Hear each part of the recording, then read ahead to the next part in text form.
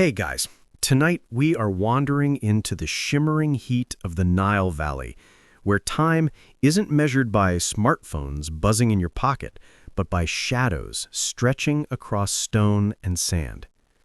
You can imagine yourself standing barefoot on a sun-baked courtyard, watching the great orb above you slide slowly west, while a carefully placed stone marker tells you whether it's morning work time or afternoon rest. The Egyptians didn't rush. They didn't need glowing alarms set to 6:45 a.m. sharp. They had the sun. And if the sun happened to hide behind a cloud, well, the day was simply a little more mysterious. You probably won't survive this system if you're the kind of person who panics when your Wi-Fi router takes 3 seconds to connect, but the Egyptians, they managed just fine. So, before you get comfortable, take a moment to like the video and subscribe, but only if you genuinely enjoy what I do here. And if you're listening right now, drop your location and the local time in the comments. I always find it strangely soothing to know who's drifting off where in the world. Now, dim the lights, maybe turn on a fan for that soft background hum, and let's ease into tonight's journey together. The earliest sundials were really just glorified sticks stuck into the ground. Gnomons, if you want the fancy term. The shadow cast by the stick shifted as the sun crossed the sky, and by marking those movements in stone, Egyptians could roughly divide the day. And when I say roughly, I mean don't expect a catch of 2:17 appointment with Pharaoh's tax collector. If the shadow pointed vaguely in the right direction, that was the hour. A mainstream fact you might find surprising is that these sundials date as far back as the 1500s BCE, centuries before many civilizations even thought about carving their own lunch knives. But here's a quirky tidbit. One of the earliest portable sundials discovered in the Valley of the Kings was small enough to fit in your hand. Imagine ancient Egyptians on the go, like, oh, I can't forget my time stick before heading to the temple. It's almost like slipping your phone in your pocket, except it only works when the sun agrees. Historians still argue whether the Egyptians truly wanted precision or whether they just needed a general sense of get to work when the shadow is here, eat when it's there, and sleep when it disappears altogether. Some claim they were meticulous, aligning monuments with solstices.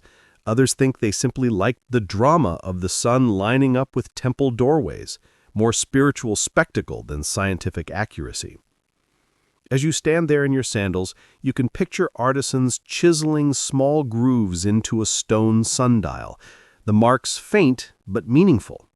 The heat presses down, but you lean against a wall, watching the shadow crawl like a lazy cat across the lines. Each movement feels imperceptible, but if you stare long enough, you see the day shifting, the hours dripping like honey. You might even chuckle. Imagine an ancient student trying to explain being late to class. Sorry, the shadow didn't move fast enough. It's a hard excuse to argue with. You trace with your finger how morning begins shorter, then the day stretches, and by evening the shadows are long enough to swallow the city. It feels strangely soothing, this rhythm that doesn't care about your deadlines. You can almost feel your own pulse slow to match the creeping pace of the sun. Sometimes sundials were carved into temple walls, great slabs etched with lines pointing to noon and dusk. Picture yourself stepping into the cool shade, tracing those lines with your eyes, knowing that priests once stood where you are, waiting for the right angle of light to signal their rituals. That little slice of sunlight might decide when bread offerings were placed before a god statue. Imagine the stress. Oh no, we offered too soon. The shadow was an inch short. Yet, somehow the gods didn't seem to mind. And while the sun sets the hours for the living, you also notice the tomb walls echoing that same obsession. The dead were meant to carry the knowledge of time into eternity. Our gods, painted in sequence, marching across the walls of burial chambers. Each deity represented a fragment of the night, so that even in death, time was sliced into manageable portions, kind of like setting up your eternal sleep playlist. The desert air is still, except for a faint breeze. and you can almost hear the scrape of stone on stone as workers carved another dial into place. You squint at the horizon and realize you're not watching minutes, you're watching existence itself unfold, measured not in seconds, but in shadows. It's a system that forces patience, reminding you that time is less about precision and more about presence.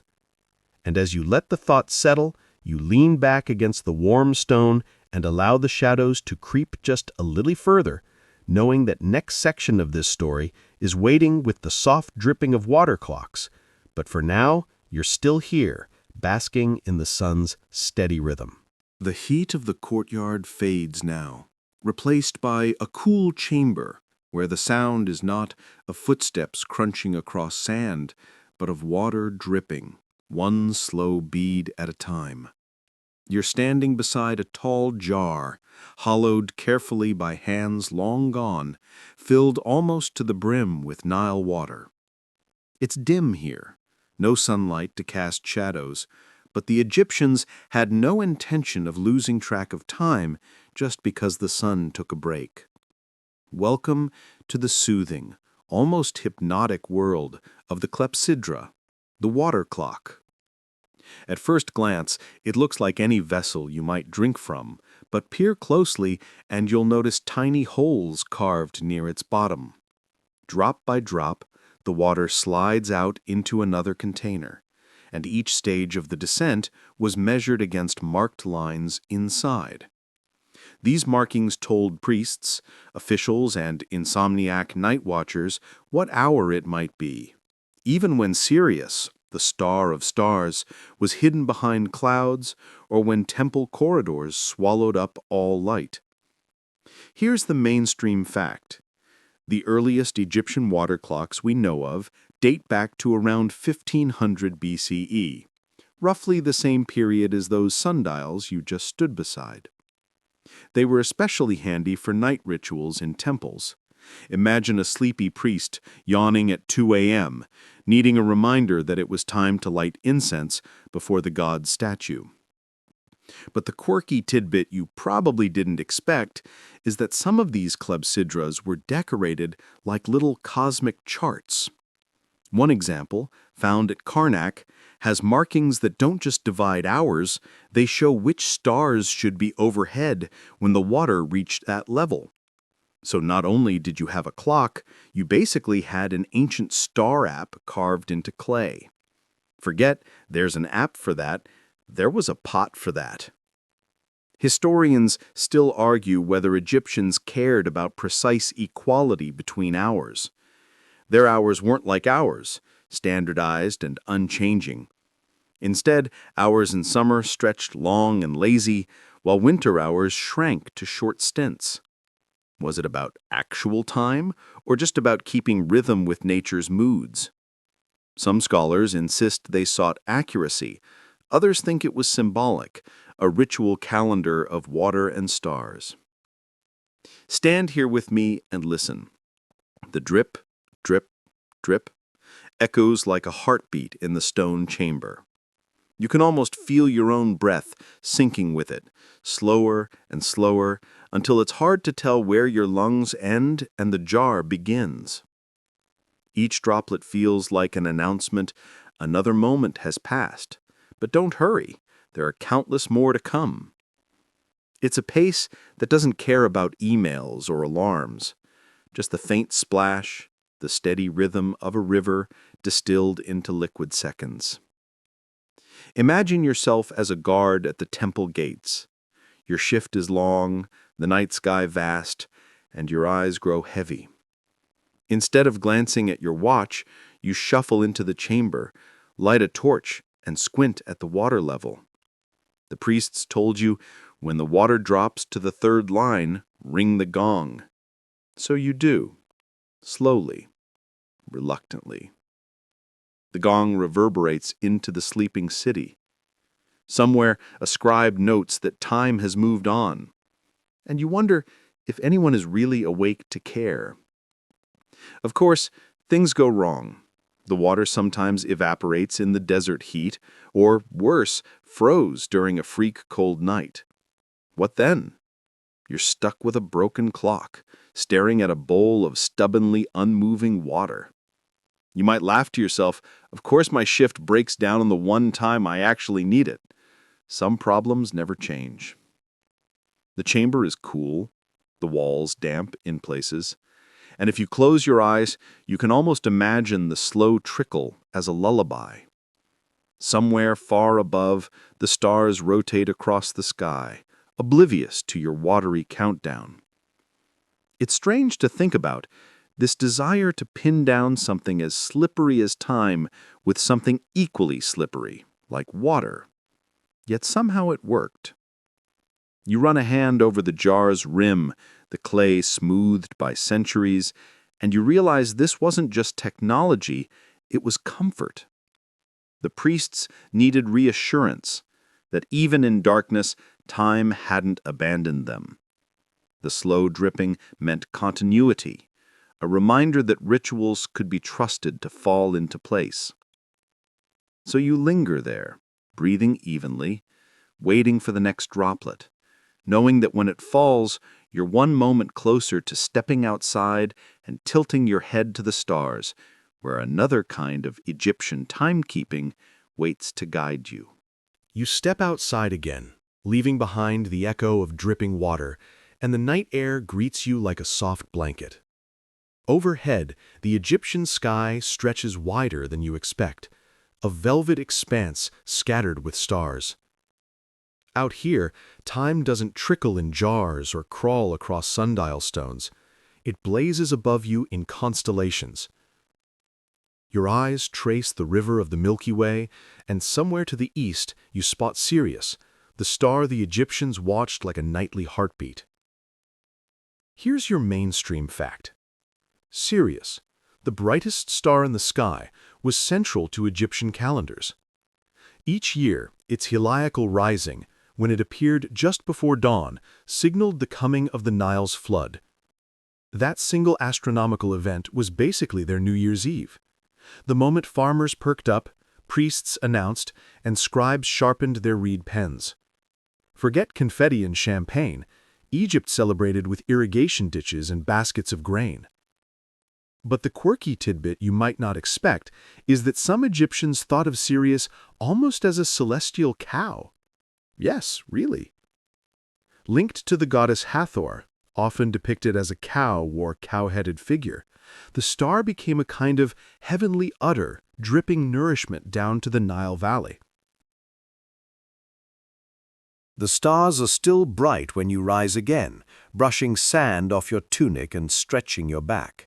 Tonight, though, instead of temples and polished priests, you wander into the fields, where life is timed not by sun shadows or star risings, but by something altogether earthier: cows.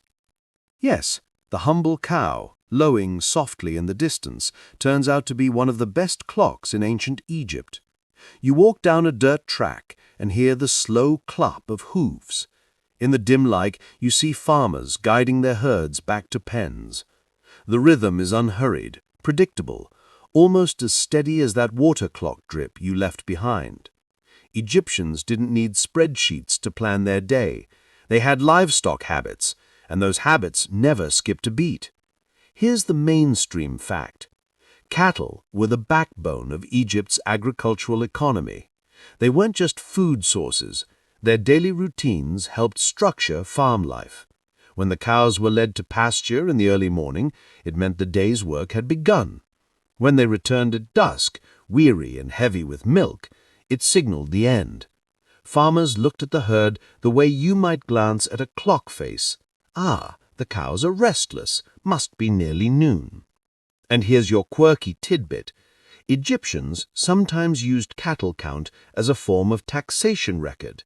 A king's wealth could be measured by the number of cattle he owned, tallied during great cattle counts that doubled as national censuses. So, in a strange way, your daily timetable was also a tax form. Imagine an official arriving at your farm, clipboard in hand, and saying, "Nice herd. Also, time to pay up." Nothing like a government cow clock to keep you awake. Historians still argue whether farmers truly organize their days primarily around livestock, or whether this is just a romantic idea we moderns project backward. Some scholars suggest farmers relied more on bells or signals from overseers in fields, while others argue that the animals' stubborn regularity made them the most reliable reminder of when to get moving. The debate lingers, like the faint smell of dung in the barnyard air. You watch as a young herdsman pats the flank of a cow, guiding it toward the pen. The cow lumbers slowly, chewing grass, unbothered by the rising night chill. Around you, the chorus of animals fills the air, bleating goats, honking geese, braying donkeys. The whole soundscape is a rural symphony, and each note carries a kind of timestamp. The donkeys bray loudest in the early dawn. The geese squabble near midday. By evening, the cow's lowing turns into a background hum that blends with crickets. The scent of hay mixes with the faint sweetness of date palms. You picture yourself as a weary farmer, rising before the sun, not because your phone alarm went off, but because the cows were already awake and mooing loud enough to rattle your nerves. You trudge out barefoot, tie up the oxen, and realize time is measured not by devices, but by chores waiting to be done. The cows are hungry, therefore it is morning. Honestly, it's a foolproof system, though not one that allows for sleeping in. It strikes you as funny. Today people complain about their cat pawing at them at 5 a.m., but 3,000 years ago, your entire work schedule depended on an animal's stubborn stomach. You chuckle. Sorry, boss, I'm late. The cow overslept. Somehow you doubt the overseer would buy that excuse. A breeze carries the smell of fresh dung, sharp and earthy, and you wince slightly.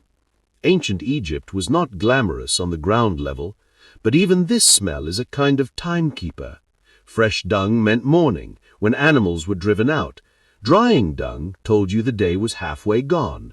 By night, the air grew clearer, the scent fading as animals settled. It's as though every sense, sight, sound, and smell, contributed to your awareness of hours. You squat by the pen, running your hand through the dust. The cows settle into rhythmic chewing, tails swishing lazily. Their predictability is oddly comforting. No ticking clock, no glowing digits, just the sound of breath and cud, a rhythm older than pyramids. And as you lean back against the wooden fence, you realize how this system anchored daily existence. Hours weren't abstract, they were alive, mooing and shuffling around you. It's the kind of timekeeping you can feel in your bones, slow and steady, demanding patience. And while you're tempted to close your eyes and drift off with the herd, the story isn't finished yet. Ahead, a far more elaborate clock waits, the strict, sunlit schedule of the Pharaoh himself. The cows fade into the distance, their lowing softening like background static, and you find yourself walking toward the shimmering gates of the royal palace. Dust settles beneath your sandals as you step into a world where time is not just about shadows and animals, but about ceremony, politics, and an exhausting calendar of duties. Welcome to the Pharaoh's daily schedule, a life so precisely arranged by the sun's journey that you might need a nap just thinking about it. First, the mainstream fact. Pharaohs, especially in the New Kingdom, had highly ritualized days that revolved around religious and administrative duties. At sunrise, the ruler was expected to participate in morning temple rites, presenting offerings to gods, reaffirming divine favor, and ensuring the kingdom's harmony. Imagine starting your morning not with coffee, but with chanting priests, incense smoke, and the pressure of literally keeping the universe in balance. No pressure. Here's the quirky tidbit. Sources suggest the pharaoh's morning routine also included being ritually washed and dressed by attendants. We're talking several layers of linen, elaborate jewelry, and yes, even cosmetics. Picture the ruler sitting there, stone-faced, while a servant delicately applies eyeliner thicker than any Instagram influencer could dream of. You can almost hear Pharaoh muttering, "A little more coal on the left, please. I've got an audience with Amun today." Historians still argue whether pharaohs genuinely followed such rigid schedules every day, or whether these accounts were more ceremonial ideals recorded by scribes. Some scholars say the ruler probably skipped a few rituals now and then, especially if he was busy with war or political drama. Others believe the daily rhythm was non-negotiable, since the pharaoh's presence in rituals symbolized cosmic order. Either way, you're left picturing the tension, a monarch torn between paperwork and sacred eyeliner duty. As you shuffle through the palace corridors, the air cool and heavy with incense, you notice the order of things. Guards bow stiffly, courtiers whisper like a hive of bees, scribes scurry with scrolls under their arms. Every action is carefully timed. Midday brings audiences with officials, petitions from weary farmers, and long recitations of taxes collected from villages. You imagine Pharaoh stifling a yawn, nodding sagely, and occasionally thinking, "Why didn't I stay in bed with my eyeliner on?" Beyond the throne room, the palace kitchens buzz. Cooks prepare elaborate meals at predictable times, roasting duck, baking bread, pouring beer into jars. Their schedule is as clock-like as any sundial. Breakfast offered after morning rites, lunch served between audiences, supper timed to the final prayers at dusk. You lean in to sniff the air and catch a whiff of honey cakes. Suddenly, you realize this is the best part of the pharaoh's schedule. No wonder the gods were always offered food first. By late afternoon, the palace becomes quieter, the sun casting golden rectangles across tiled floors. Officials retreat, petitions fade, and the pharaoh is led again to temple courtyards, where shadows stretch long against walls carved with stories of gods and kings. You step closer, feeling the heat of the stone as the ruler raises hands in prayer. The sun is setting, and with it, the day's balance must be reaffirmed. If he misses this, people believe chaos might creep in. That's a lot of pressure for someone still digesting honey cakes. And as night falls, the schedule doesn't entirely stop. Evening banquets, music, dancing, and performances might fill the hours. Harp strings plucked softly, dancers swaying, servants pouring wine. It's less about partying and more about displaying royal power, though to you it feels like a well-earned wind-down.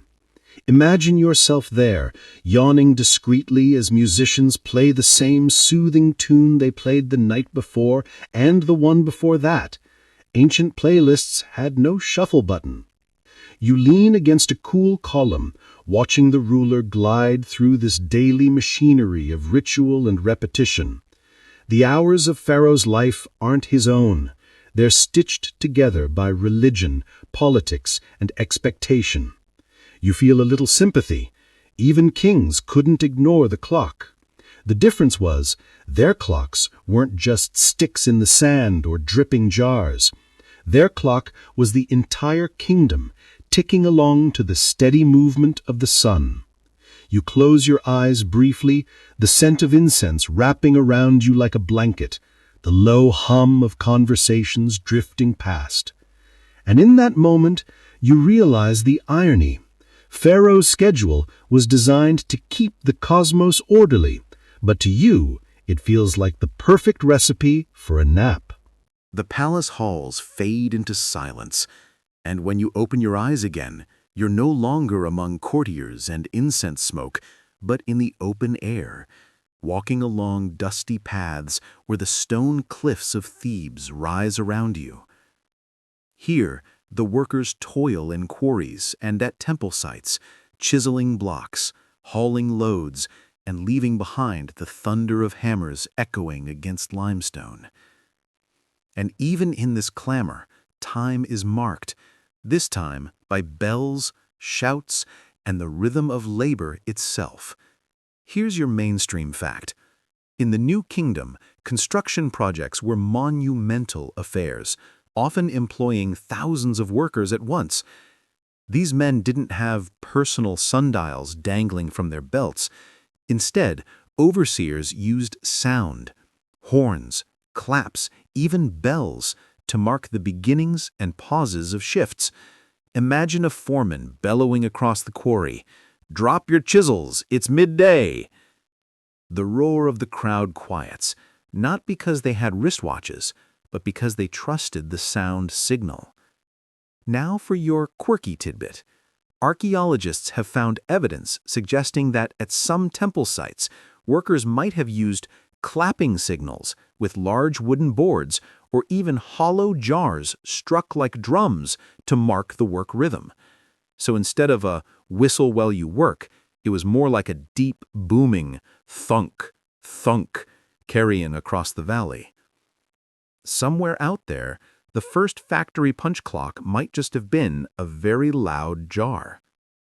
Historians still argue whether these signals were truly standardized or if they were improvised by each overseer.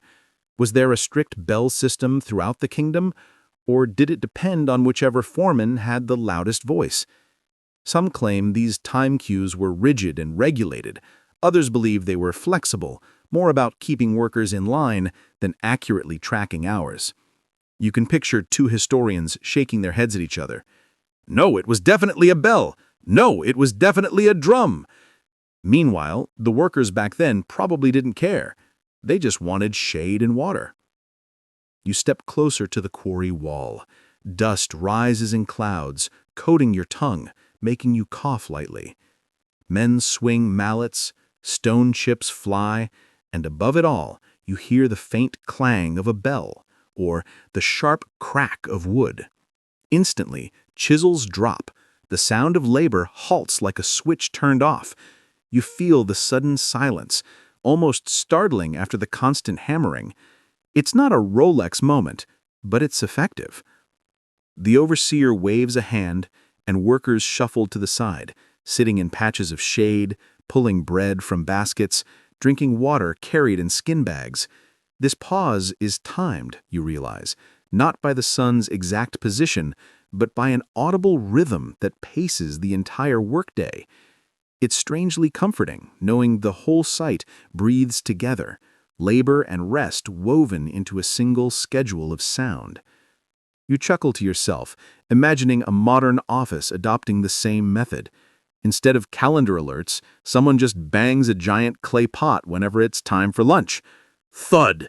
"Okay, everyone, drop your emails, it's sandwich o'clock." Honestly, it might be less stressful. The workers talk softly as they eat, the murmur blending with the rustle of palm trees. You watch a man wipe sweat from his brow, lean back against the quarry wall, and close his eyes for a few stolen minutes. His body knows the rhythm, the length of a pause, the moment to rise again. He doesn't need to measure seconds. He trusts the bell will call him back.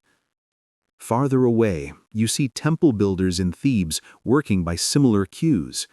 Imagine the steady beat of mallets as scaffolding rises, then the deep boom signaling a shift change. All of this noise creates an invisible clock, not seen or held, but heard and obeyed. It's less about minutes, more about collective breath, ensuring the labor of thousands stays aligned. The sun begins to sink, shadows stretching long across the cliffs. Another signal rings out, and the workers shuffle back toward their homes, sandals dragging, tools slung over their shoulders. The site grows quiet, except for the occasional call of a nightbird. You linger for a moment, breathing in the dust and heat, letting the rhythm of their day wash over you. And you realize, whether it's sundials, dripping jars, restless cows, or ringing bells, each method of timekeeping is less about exact seconds and more about keeping people moving together, in harmony. The quarry fades into dusk now, but the debate over whether Egyptians prized precision or ritual still lingers in the background, waiting to be picked up in the next chapter of your journey.